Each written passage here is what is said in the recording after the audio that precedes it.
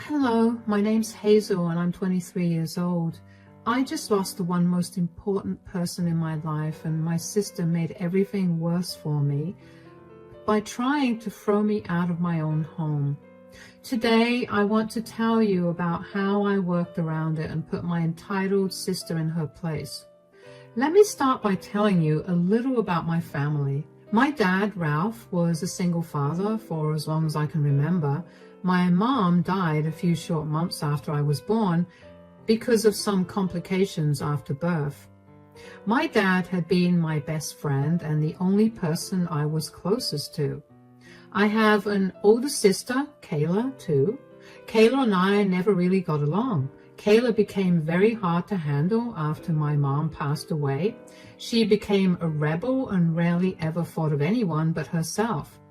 My dad used to let her off the hook solely because he felt guilty that she didn't have her mother by her side. While I understood that losing a parent that you grew up with for 5 years can be heartbreaking and brain-altering, I still didn't think it justified her treating me like I was trash growing up.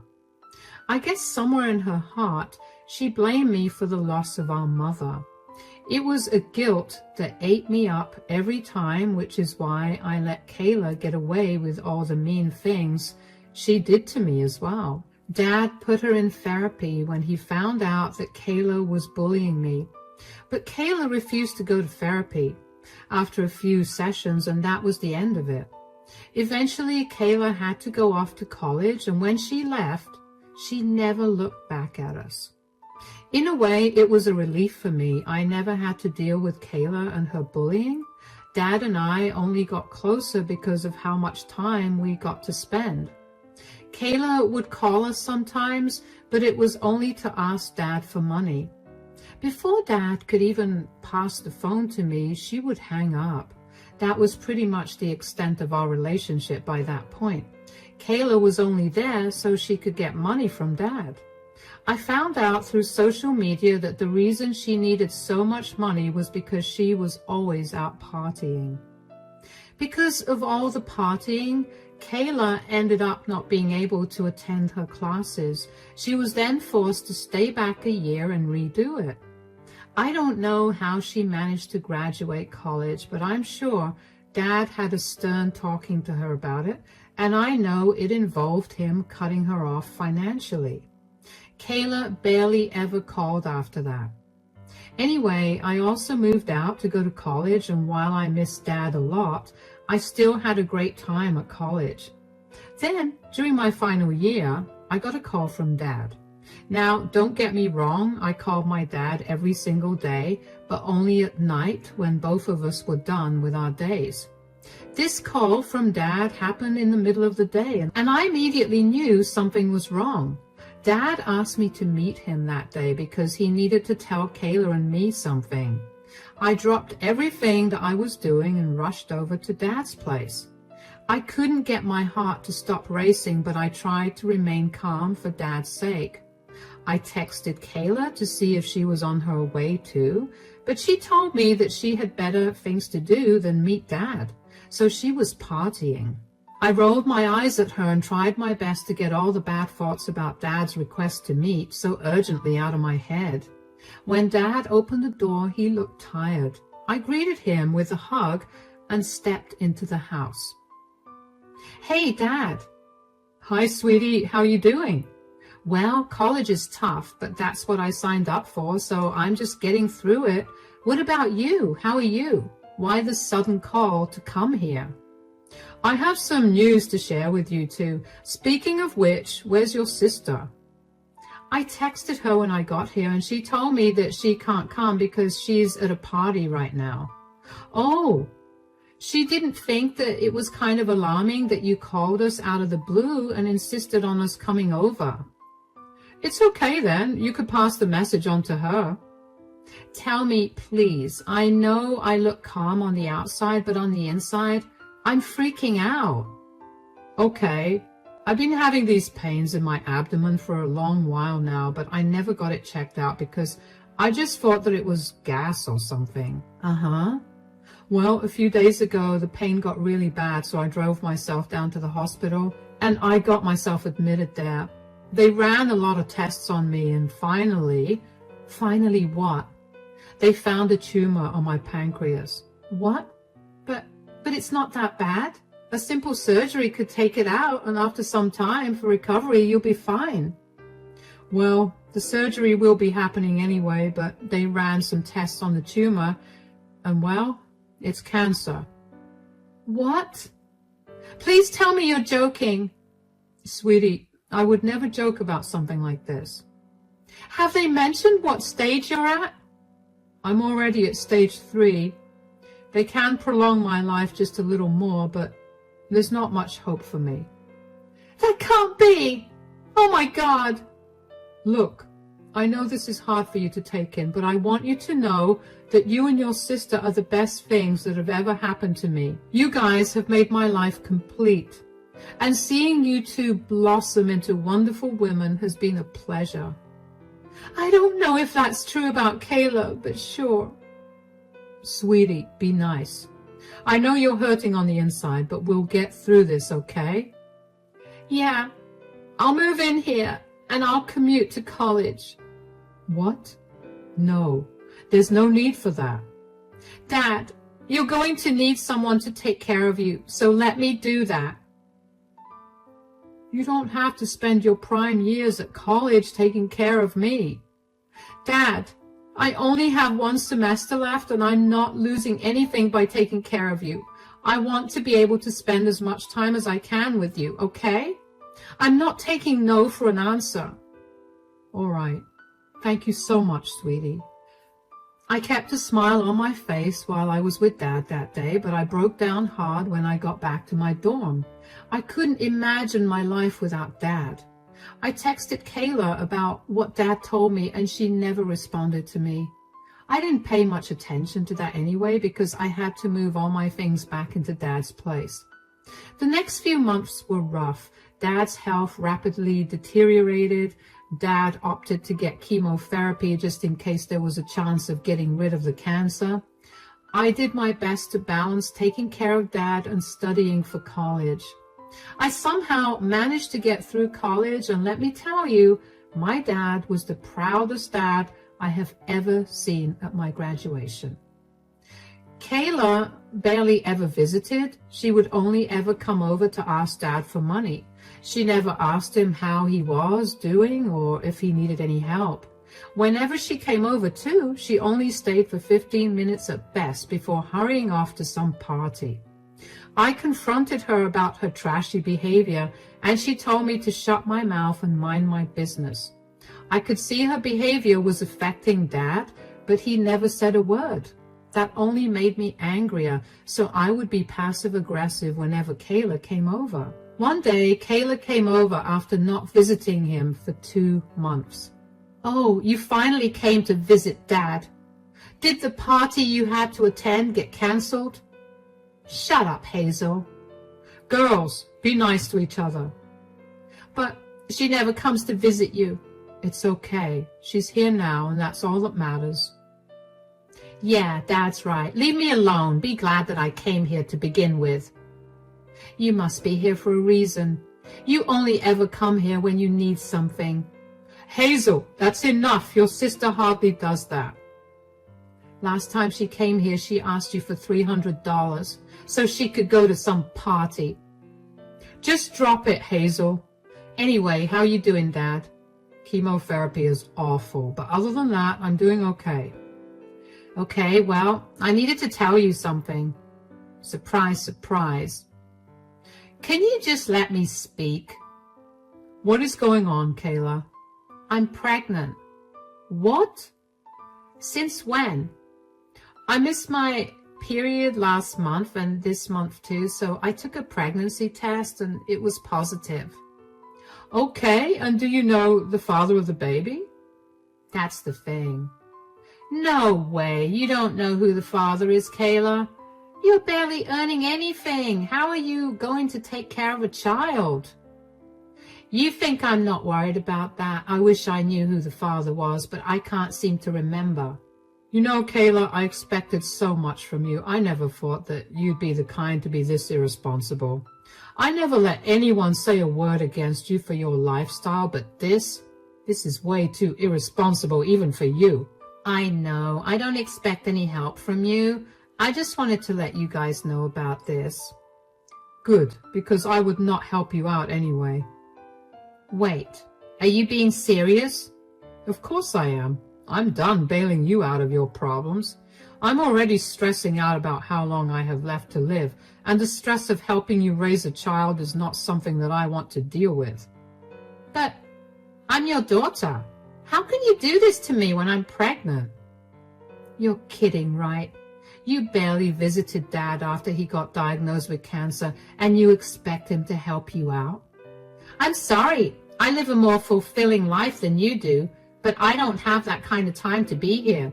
And using that as a reason to make me and my child suffer through poverty is just plain cruel. That's not the reason.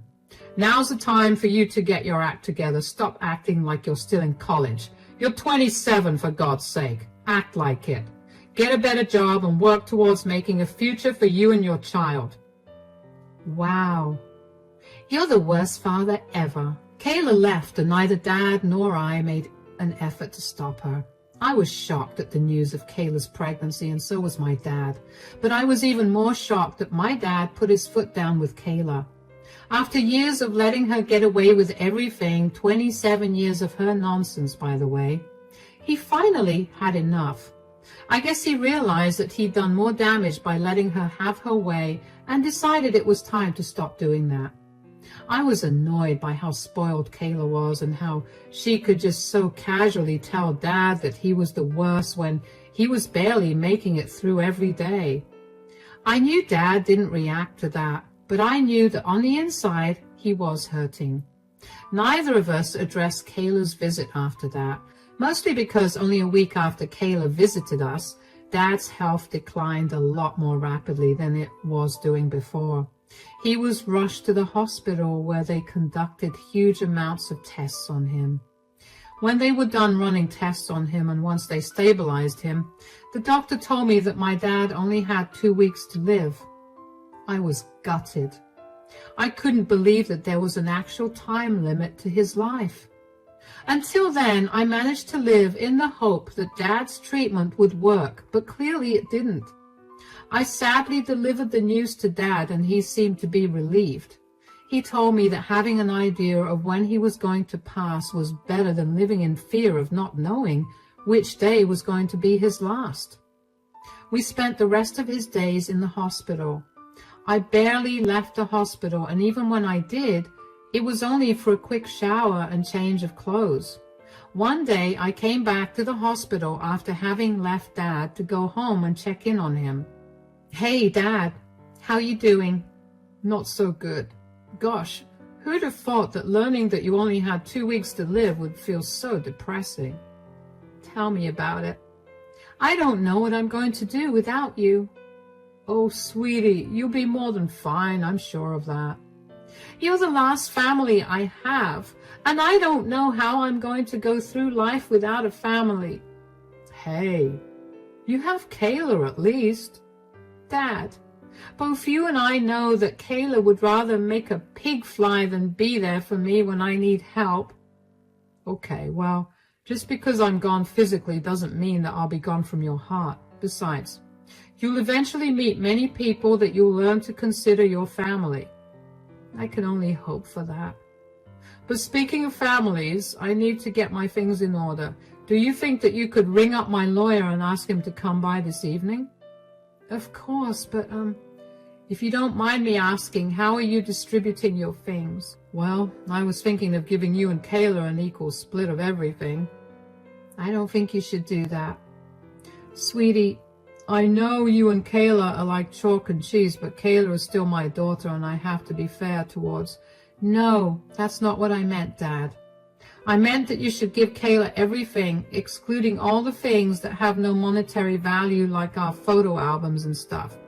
Those are the only things I want. What? Why would you want me to do that? I know I gave Kayla a lot of slack the last time she was over, but I also don't want her or my future niece or nephew to be struggling. I'm sure she'd appreciate the help way more than I will. But sweetie, you've spent the last year by my side and you never got to set foot into the work scene. You might struggle to get a job. I'll figure that out by myself. I have enough saved up right now to get by a few more months. Please just do this one thing for me, Dad. You're an amazing person, Hazel. I don't know what I've done to deserve a daughter that's this kind and big-hearted, but I sure am lucky. Oh, hush, Dad. Now, why don't you get some rest? I'll call your lawyer and have him meet you in the evening. I know I sound like a saint and you're wondering what happened to all my distaste towards my sister. The thing is, even though I'm not the biggest fan of my sister's life choices, she was still my sister at the end of the day. I didn't want her to be stranded with nowhere to call home or any way to take care of her child. Worse even, I didn't want the child to enter the foster care system. So if I had to give up my share of the inheritance, then so be it. I called the lawyer for Dad and I let them talk all evening. The lawyer left a copy of the will on Dad's table after he left. After my dad fell asleep, I couldn't help but sneak a peek at the will. Dad did listen to me about giving Kayla the entirety of the inheritance, and I was relieved to see that. I know my dad enough to know that he's always very stubborn about getting what he wants only.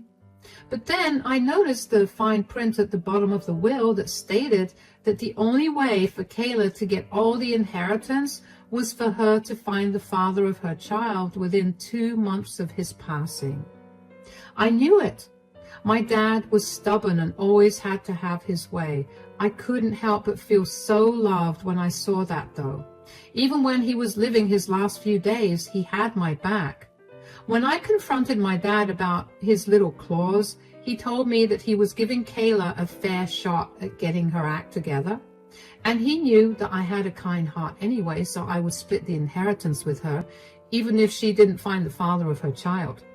He was just trying to help her get her life together. Dad passed away a few days after that, and I was beyond devastated. I was the one who came to his room and found him cold. I barely remember much of what happened after, but I know that I was one who took care of all the funeral arrangements. I wanted it to be done as soon as possible, so the funeral took place 2 days after Dad's death. At that time, Kayla came to live with me. She barely seemed affected by Dad's death, but I didn't focus too much on it because I figured people grieve in different ways. Dad's funeral was hard to get through, but seeing so many people there made me feel good because I got to see how loved my dad was. After my dad was buried, Kayla went back home and I stayed back to talk to Dad's family and friends.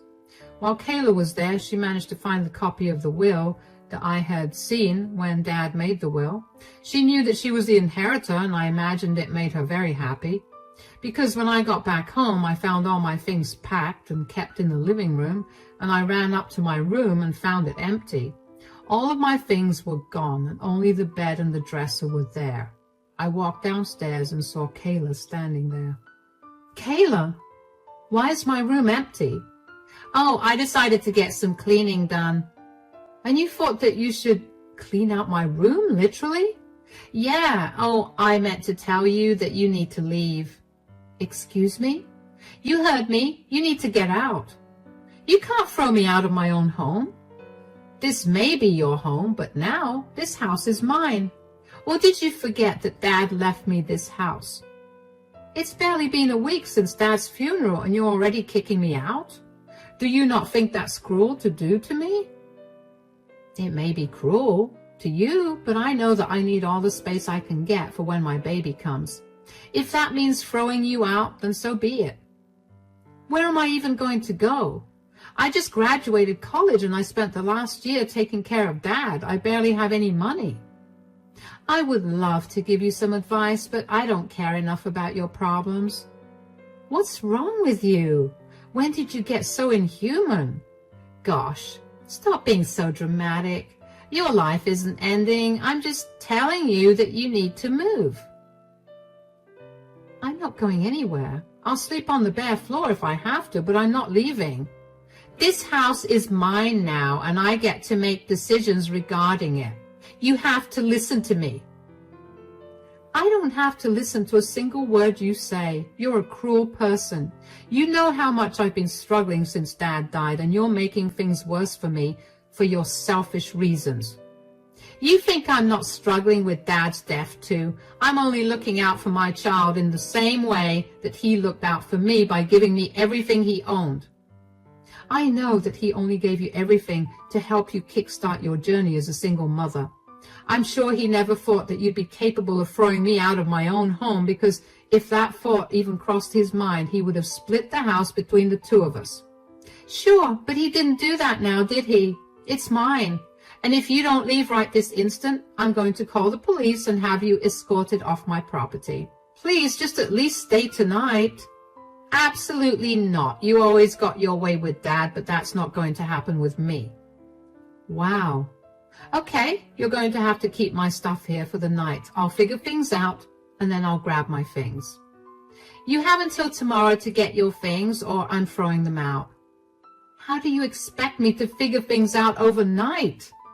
Not my problem. Fine. Just so you know, this house won't be yours for long. What are you talking about? Maybe you should read the fine print on Dad's will, and when you need help, best believe that I'm not helping you out at all. I was fuming. How could Kayla be so heartless? What did it take for her to be a human? She was going to have a child, and if she couldn't treat her sister with respect, how was she going to treat her child? I drove around for a long while before I finally calmed down enough to find a place to rest. I called my best friend up and explained my situation to her. She assured me that I could stay at her place for the next 2 months until I got my place back from Kayla. I went over to my best friend's place that night and only went back home the next morning. When I got there, I heard Kayla running down the stairs just as I was picking up the last bag that I needed to load into my car. Before you make a fuss, I just came back to get my things. No, wait. What do you want? I'm so sorry, I didn't mean it when I said that I wanted you to leave. Why the sudden change of heart? I read the fine print like you asked me to, and I had no idea that Dad had done that. Oh, well. How could he expect me to find the father of my child in 2 months? I don't even remember which club I was at. I would love to give you some advice, but I actually don't care about your problem. Are you seriously throwing that in my face right now? Would you rather I throw it in your face when I get you to leave this house in 2 months? Please don't leave. You can stay here if you want. You can even take the master bedroom. I'll give you all the privacy you need, and I'll make all our meals. You already showed me your true colors, Kayla. You tried to make things worse for me when I was already at my lowest. I don't want to live with you. Okay, but you won't actually throw me out if I don't find the father of my child, right? You have 2 months to either find the father or you can leave. How can you throw a single mother and her child out onto the streets that way? How could you throw your broke sister out into the streets like that? You showed no remorse. You know, I was the one who told Dad to give you everything because I thought you'd need it more than me. Clearly, Dad had my back, and I'm grateful for him. You asked Dad to give me everything? You have no idea how much Dad didn't want to do that. You didn't care at all when Dad got diagnosed with cancer. You barely even visited. The one time you stayed for longer than 15 minutes, you told us you were pregnant. You don't deserve this house or any of his money. Please forgive me. Look, I'll even get down on my knees. What are you doing, Kayla? Get off the floor. No, I'm really sorry. Please forgive me. What I did was horrible, and I promise that I'll work hard to make sure that I make up for my huge mistake. Please don't throw me out. You have 2 months, Kayla. I know you have enough money saved up to get yourself an apartment. I'm going to go now. I'll see you in 2 months. Honestly, I did feel a little bad for Kayla, but I was in no place to do anything about it. She had been disrespectful over and over again, and I was not okay with that. I did my best to be there for Dad and make sure that Kayla was also taken care of. I did all the work that the two of us should have been doing together, and I still let her reap all the rewards. I saw no reason for her to have her cake and eat it too when she was so ready to let me suffer. There was no empathy behind her eyes when she told me to leave the house, so I saw no reason to show her any empathy either. Over the course of the next 2 months, I landed myself a good job and I lived with my best friend. I waited patiently to see if Kayla would find the father of her child. Kayla would regularly text me and call me to try and get me to change my mind, but I wasn't budging at all. She needed to learn that all her actions had consequences. And yes, I knew that this was harsh, but it needed to happen. Kayla's calls and texts only got more frequent and more desperate the closer we got to the 2 months end. I stuck my ground and did not let her tears get to me in any way. I made sure that she was not stressing out too much either, because I didn't want the child to suffer. I made sure to go over whenever I could and get her food and other necessities. I explained to her very calmly why I was doing what I was doing. Kayla kept apologizing again and again, but I knew that just because she apologized, it didn't mean that she had changed. I mean, I watched her use my dad for months while he was on his deathbed, and then apologize when I confronted her, only to go back to asking Dad for money a week later. I was not going to trust her at all.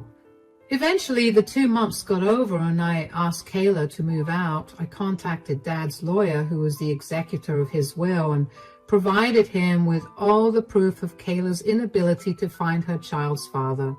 I was granted all of my dad's assets, including the house. Kayla called me every name under the sun for ruining her life.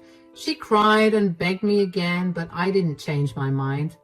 But this time I did get a little soft, and I told her that I would help pay for an apartment for her. I found her an apartment and paid for the deposit and the 1 year's rent as well.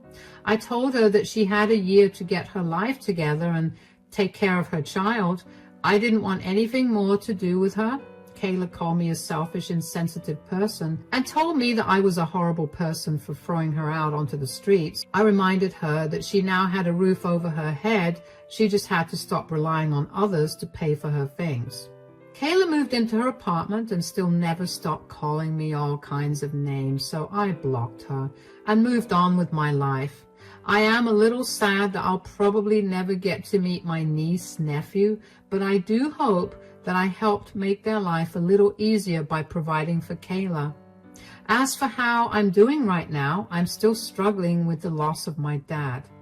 But the days are getting a little easier to get through, so that's a good thing. It'll be a while before colors look as bright as they did before for me, but I know that I'm strong enough to get through that. Thank you for listening to my story.